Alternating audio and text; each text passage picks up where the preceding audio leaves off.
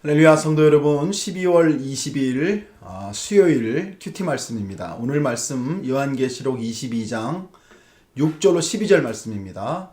자, 여러분께 PPT를 다 보내드리니까요. PPT를 보시면서 오늘 생수의강 두 번째 말씀 나누도록 하겠습니다.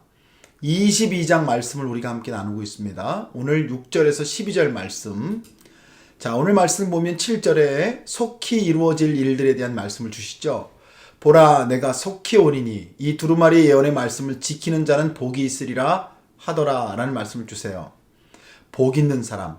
어제도 우리가 그런 말씀 나눴습니다만 요한계시록은 창세기의 말씀의 완전한 회복을 말씀하시는 말씀이고, 결국 우리의 믿음의 끝이 무엇이고 성도의 삶의 열매가 무엇이냐를 말씀해 주시는 말씀이시죠.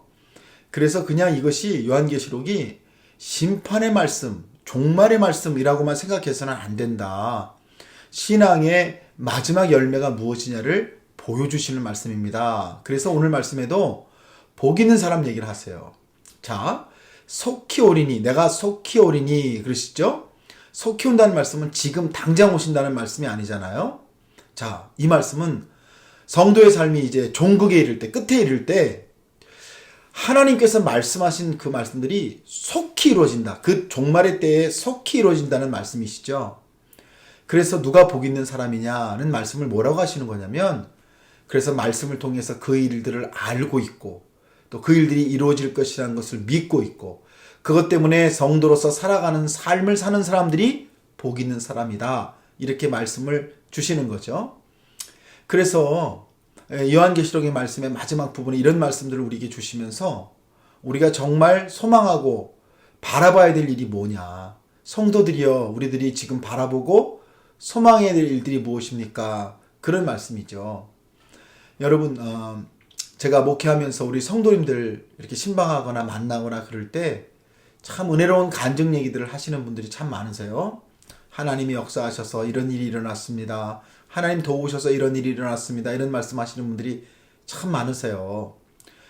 지금 우리가 경험하고 있는 그 은혜의 일들이 앞으로 어떤 열매가 될 것인지 바라보면서 승리하시는 은혜가 여러분과 저에게 있었으면 좋겠습니다. 그리고 오늘 9절 말씀에 가니까 이제 경배할 대상에 대한 말씀 주시는데, 그가 내게 말하기를, 자, 천사가 요한에게 말하기를, 나는 너와 내 형제 선지자들과 또 이 두루마리의 말을 지키는 자들과 함께 된 종이니 그리하지 말고. 뭘 그리하지 말라는 거죠? 요한이 이제 천사를 보고 막 경배를 하니까 천사가 그리하지 말고 하나님께 경배하라 이렇게 말을 했다는 거죠.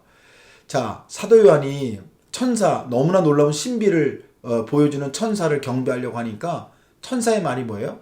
하나님을 경배하라는 말을 준다는 거죠.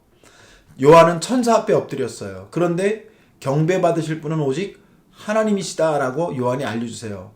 여러분, 이 말을 왜 하는 거죠? 저는 이 말씀 속에 천사의 말 중에 함께 된 종이라는 고백이 참 중요하다고 생각해요. 여러분, 천사가 요한에게도 나도 함께 된 종이라는 거죠. 그게 무슨 뜻입니까? 참 경배는 하나님 받으시고 우리들이 해야 될 일이 있어요. 뭐냐면 말씀대로 살아가는 것. 천사도 하나님의 말씀대로 순종하고 우리들도 말씀대로 살아가는 것. 그것이 함께 된 종의 의미라는 거예요. 여러분과 제가 믿는 자로 정말 믿음의 세계, 하나님의 권세와 하늘 권세를 바라보고 깨닫고 만나고 경험하고 살아가는 사람으로서 해야 될 일이 하나 있는데, 그게 뭐냐면 참 경배인데, 참 경배가 뭐냐면 하나님만 경배하는 것, 즉 말씀대로 말씀 안에 살아가는 것이다 라는 말씀을 주시는 거죠. 여러분과 제가 날마다의 삶에서 이렇게 경배하고 있는 게 뭐냐를 돌아보게 하세요. 오늘 내가 바라보고 경배하고 소망하는 게 뭐예요, 여러분? 이 요한계시록의 말씀처럼 하나님의 말씀대로, 말씀 안에, 말씀에 붙들려 살아가는 것이, 이게 성도의 참 경배이고 천사가 고백한 것처럼 함께 된 종이 되는 것이다 라는 말씀의 의미를 깊이 생각하시면서 하나님 앞에 서시면 참 좋겠습니다. 오늘 세 번째 말씀. 자, 오늘 말씀 좀 짧죠? 임봉하지 말라. 천사가 뭐라냐면 이 두루마리 예언의 말씀을 임봉하지 말래요. 때가 가까우니라. 그러면서 뭐라 그러냐면 불의를 행하는 자는 그대로 불의를 행하고 더러운 자는 그대로 더럽고 의로운 자는 그대로 의를 행하고 거룩한 자는 그대로 거룩하게 하라 라는 말씀을 주세요. 무슨 말이에요, 여러분? 왜 두루마리를 임봉하지 말라는 거예요?